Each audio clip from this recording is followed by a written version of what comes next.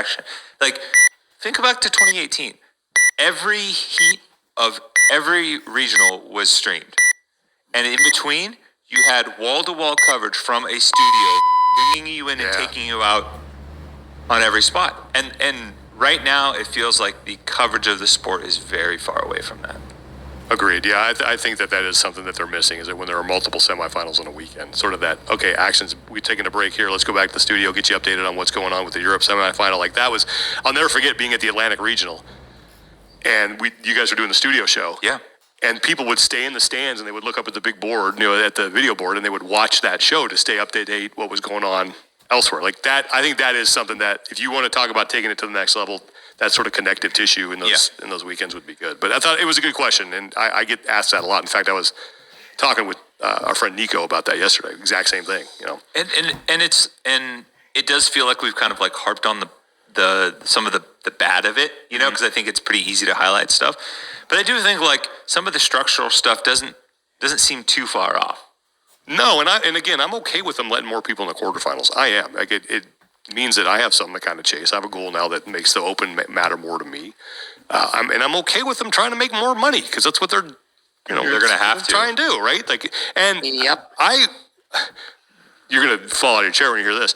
I'm going to do a turkey trot this year on Thanksgiving. What? My wife talked me. Sean Woodland. Usually on Thanksgiving, running I like to be in a tryptophan-induced stupor in my most comfy chair watching football with a blood pressure of about 2/1. But now I'm going to be up early running probably a 5K. Are you in rollerblades or what? No, I'm going to run this thing. And then we're doing another one, like we're doing like another Santa trot or something later on. Now, to register for both of those, if I had just done it on my own, it's $100 total.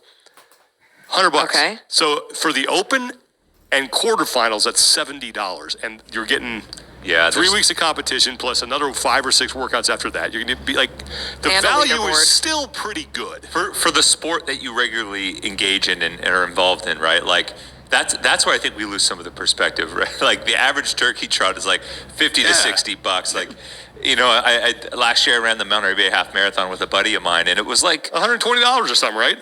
Maybe $150. Yeah, I think. Yeah, and I think April's right. Like, what about an idea for a reality show? I think that would be to me, getting a show that gets outside the bubble onto a Netflix or Hulu. That's where you really can start to hit the gas, because I don't know about you, I didn't know anyone who liked Formula One. And now I have all kinds of friends who watch Formula One racing. Oh, yeah.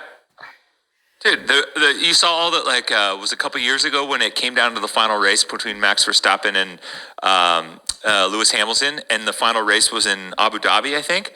And it was like all of the UAE CrossFitters that were there, and like, Craig Ritchie was there. They were all like cheering in the stands, and it's like that didn't exist at all. No.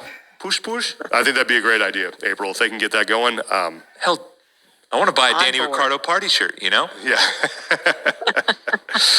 Okay, do we have anything else that we need to address on here?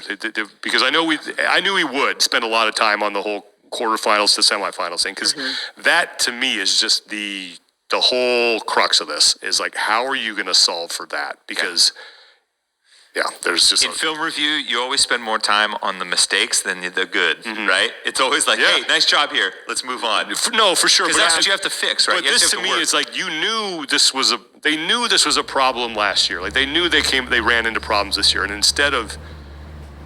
You can't really give yourself more time. I get that. But you certainly don't want to cut it in half. So I don't know. Maybe there's a solution out there that I'm not thinking of. And it could... I don't know if they plan on...